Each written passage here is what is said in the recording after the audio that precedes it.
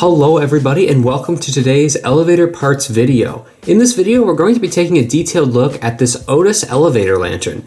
Now you might be thinking, what's so special about this lantern? I mean, it just lights up, has a lot of little holes in it to kind of make the arrow shape. Why am I looking at this lantern?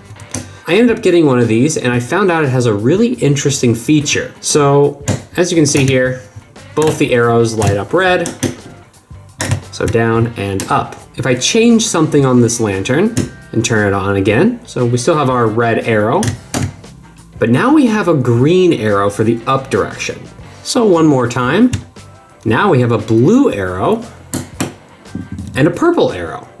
So that's right, this lantern is an RGB lantern, which means you can change the color of it. So let's take a look at how this thing works and how we can change the color of it and maybe have a little bit of fun with it. So if we turn the lantern to the back, we can take a look at the circuit. So the first thing I want to point out are the 3 connectors. So there is a 3-pin connector, a 4-pin connector, and another 4-pin connector, but it's a totally different style. And I've seen all 3 of these types of connectors used on Otis indicators before. So my guess is this is some sort of cross-compatibility between different connectors and different types of elevators.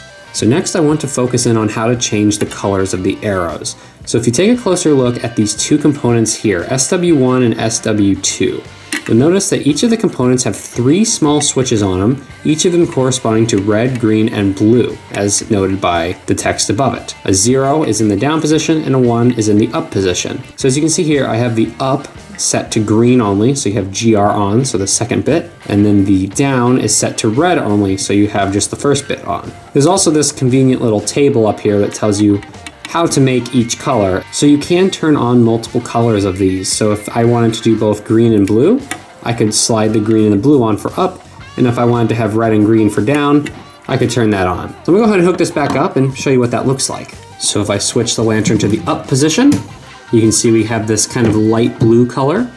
And if I do the down position, we have kind of a yellowish orange color.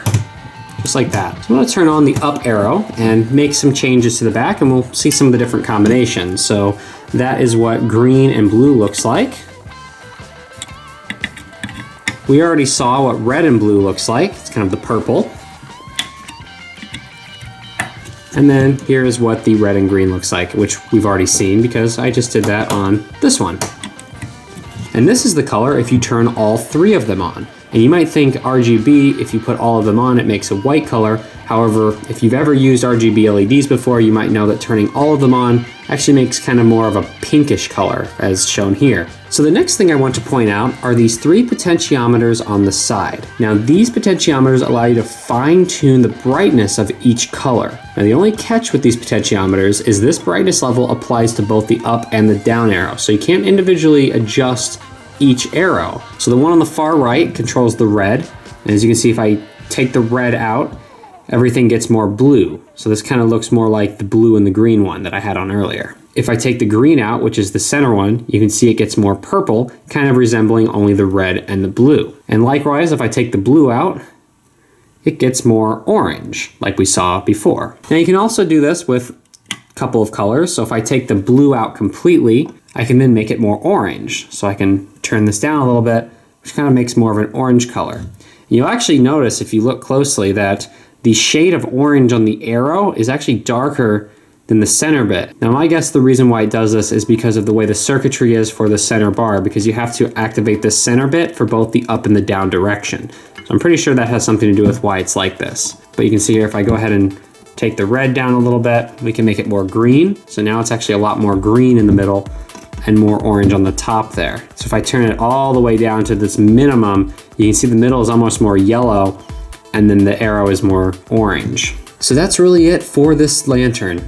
It's really just a lantern that points up or down, but it is kind of cool that you can select what color it lights up as. And you can even do some fine adjustments to the colors to make it exactly how you want. So thank you for watching this video. I hope you enjoyed it.